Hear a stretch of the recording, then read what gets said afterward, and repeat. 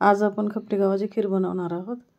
तर हे बघा, हे खपली गव्हा आहेत, त्याला थोडं पाण्याचा हापका मारून असे सडायचे, मग त्याचा असा कोंडा निघतो, तो असं सुपामध्ये पाकडायचा, त्याचा असा कोंडा निघतो बघा।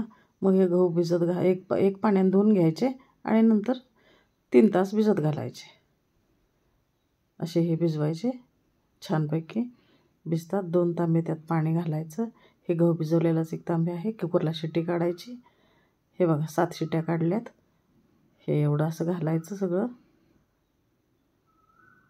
आणि त्यात हे शिजवलेले गहू टाकायचे। त्यात गूळ टाकायचा, ओल्या खोबऱ्याचे काप टाकायचं, वेलची पूड टाकायचं, खोबऱ्याचा खीस बनवून टाकायचा।